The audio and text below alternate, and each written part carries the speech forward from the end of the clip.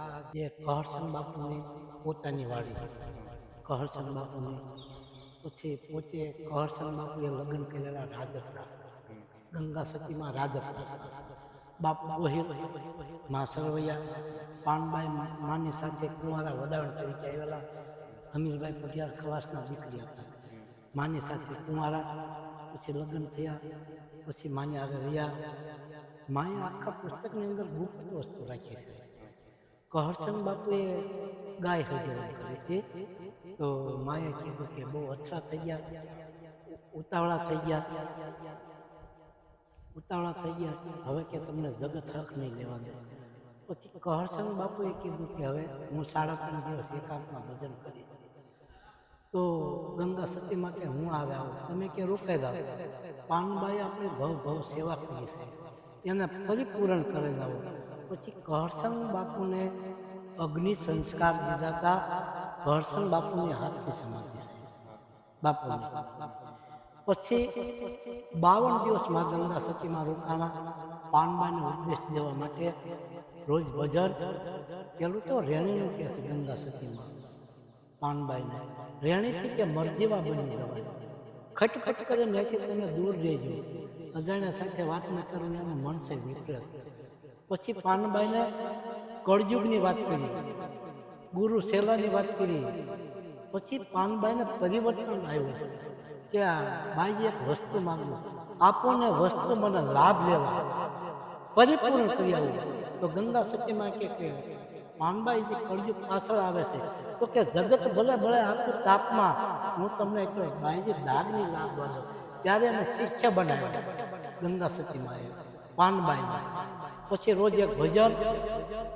પછી કે દળે દળીને ઢાંકણીને ઉઘરાવતા નહીં એવું ન કરતા કામ, સેવા કર્યું કે સેવા જલમ વાળીને ભજનમાં જોવા સંસ્કાર. કોઈ મોહ માયામાં પૈસામાં ક્યાંય તમે ફસાતા નહીં, નકર કે તમારું ભજન અટકી જાય છે. પછી ગંગા સતીમાં 52 દિવસ પૂરણ થયા. પછી માને નજીકમાં કીધું કે નજીક આવો પાનબાઈ, હવે હું તમને ખોળામાં બેહારું અને મસ્તક ઉપર મૂકું, તમને હાથ ત્રિભુવન નાથના દર્શન કરાવું. ત્યારે ગંગા સતીમાં કીધું પાનબાઈ તમારા નજર ક્યાં હતી કે એક મેં મહાપુરુષ જોયા, ત્યારે એ જ પરમાત્માના દર્શન કરાવ્યા. હવે કે મારે આવન જાવનના ફેરા મટી ગયા. પછી માં ગંગા સતીમાં કે હવે મારે રોકાવાય નહીં. પછી 3.5 દિવસ પાનબાઈ રોકાવા. પછી અજુબાતા એ કહરચંદ બાપુના કાકાના દીકરા, બહુ ધાર્મિક હતા. છેલ્લી કડીમાં લખે પાનબાઈ હવે અજુબાને રંગ કોણ ચડાવે. પછી 3.5 દિવસે પાનબાઈ અહીંયાનું શૂટિંગ લઈ લીધું સામે, એ બધું આંબો છે ને ત્યાં બધું લખેલું છે. આનું તો ઘણું છે, હા આમાં ઘણો ઇતિહાસ છે, બરોબર છે.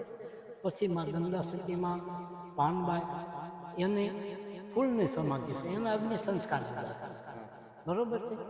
અને કહરચંદ બાપુની હાથની સમાધિ છે. કોઈ વ્યક્તિ તમને પૂછે, કહરચંદ બાપુના દીકરા નહોતા, 2 દીકરીઓ હતા, એક અડવાણ ને એક દેવળિયા દીધેલા.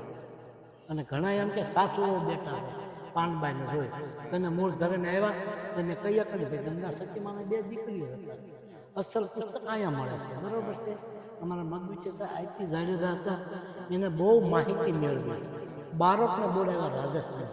ભાઈ કહરચંદ બાપુને કેટલા દીકરા હતા, તો કે એના દીકરા નહોતા, 2 દીકરીઓ હતા. શું આપણે તો હોય તો કે એક અડોળ ને એક દેવળ. તો કે આ મનુભા નામના અજુભા કોણ છે, તો કે એ તો કહરચંદ બાપુના કાકાના દીકરા મનુભા. કુલ પિક્ચર હતો ને કલ્પિત. પછી સમાજ ભેગા થઈને પુસ્તક વાંચવા દીધું. પછી એને માફી માંગી કે મને ખબર નહોતી કે ભાઈ કહરચંદ બાપુના દીકરા હતા, એમ હતું, પણ એના દીકરા નહોતા. અસલ પુસ્તક અહીંયા મળે. અનક્ષેત્ર કાયમી ક્યાંય પણ કારોબાર કરવાની જવાનો, કોઈને ગુપ્તદાન દેવું હોય તો અહીંયા પહોંચ મેળવી લેવાની, અને કાયમી અનક્ષેત્ર ચાલુ રોજે રોજ સીતારામ.